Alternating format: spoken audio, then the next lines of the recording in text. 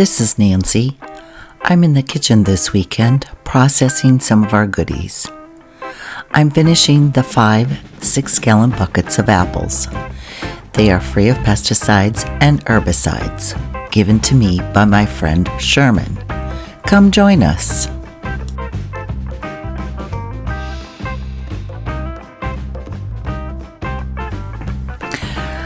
I have this gadget that helps me get them all peeled. The peeled apples get sliced and put in a large pot to simmer with some Ceylon cinnamon sticks until they are reduced. I made both applesauce and a further reduced apple butter. They were 2 separate batches. I don't have a video of the applesauce, but here is the apple butter. I will be saving the scraps to make what we call apple scrap vinegar. It will take a while for that to ferment.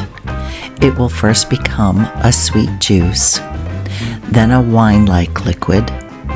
The last stage of the fermentation will become vinegar. And because these are all natural apples, we should get a nice mother to store with the vinegar.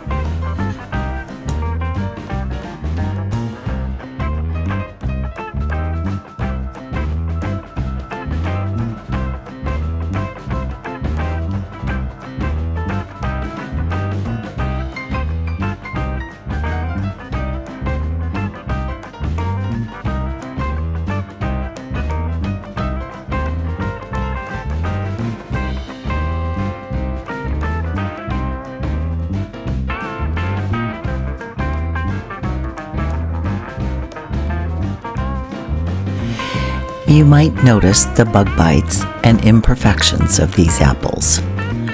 Most all of these imperfections are surface. During the processing of these apples, I did not find any live bugs. The white coating you see on the red apples, even after they have been washed, is the natural bacteria that will assist fermenting and creating the apple cider vinegar.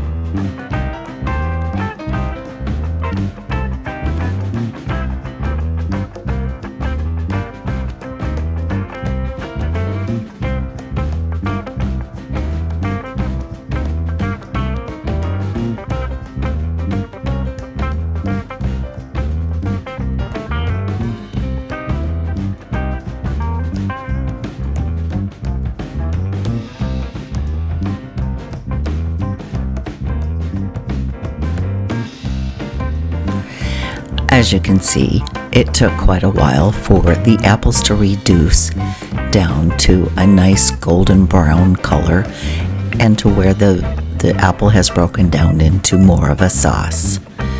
From here, we will be jarring it up in pint-sized jars and half-pint-sized jars for the apple butter. These jars will then be water bath canned so that we can have them for long-term storage.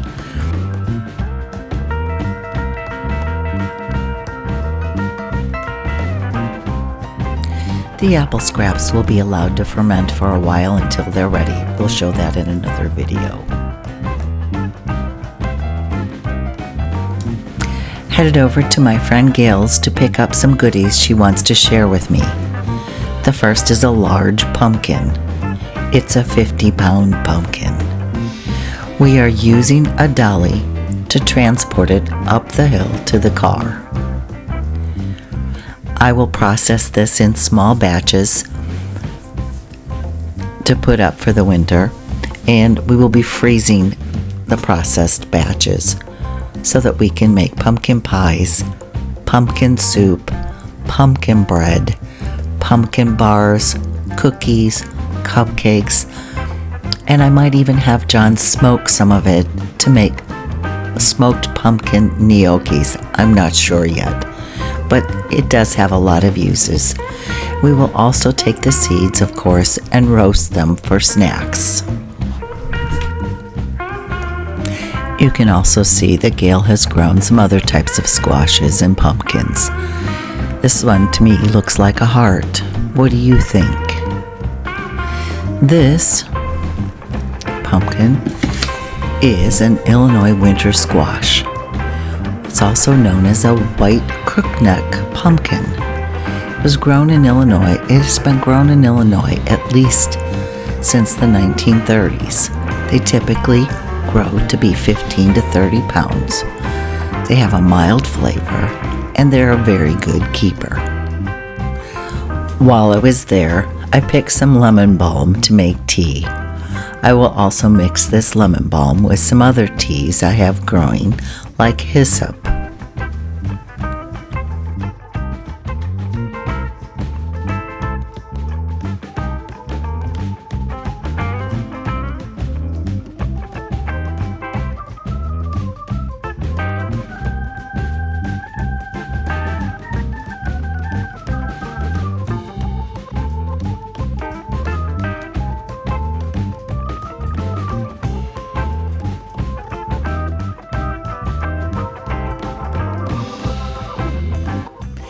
Here, I took the dried down beet greens I had done and quickly gave them a swirl in our NutriBullet. This makes a powder that will go into smoothies, soups, pasta, and other fun recipes.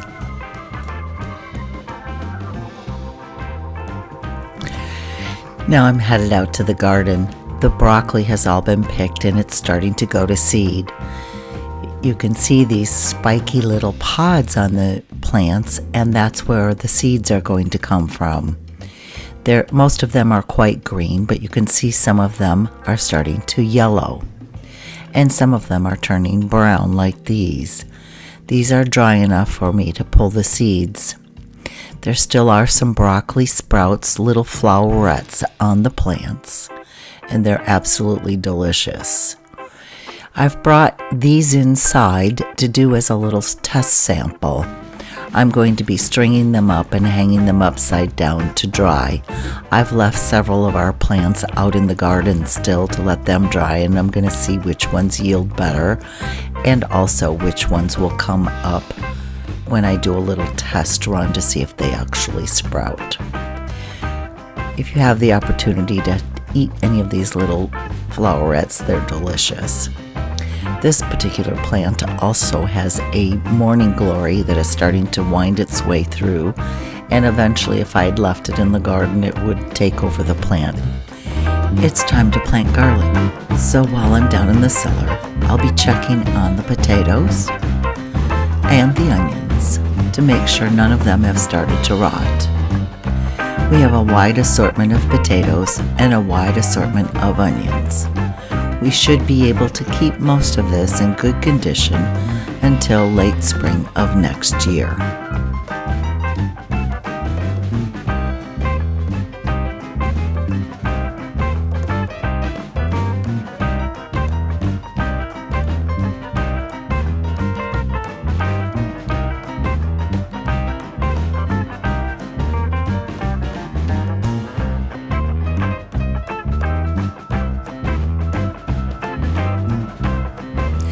Now for the garlic. John is helping me break apart the bulbs to the individual cloves. I have selected the largest bulbs from this season to replant. You can see how big the cloves are. One clove nearly covers my entire palm. These will go into the ground with the root side down and pointed end up. They will be covered with a thick mulch for overwintering. Garlic is one of the first to emerge in the early spring, and that's how we know it's time to get out in the garden.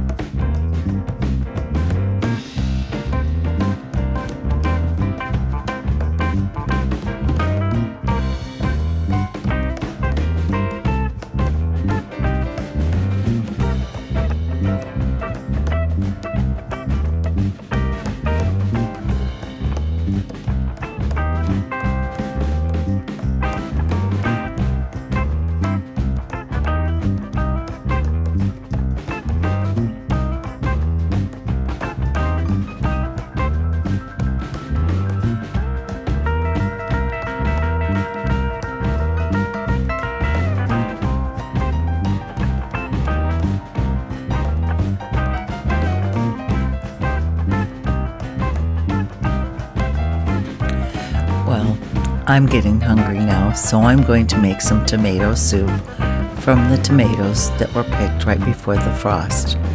It's a simple recipe. You cut them up, toss them in with onions that have been sauteed in butter.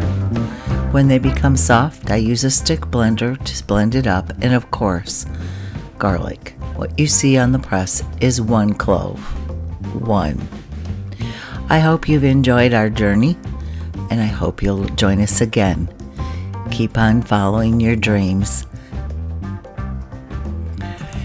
Please remember to like, subscribe, and give us a comment if you'd like.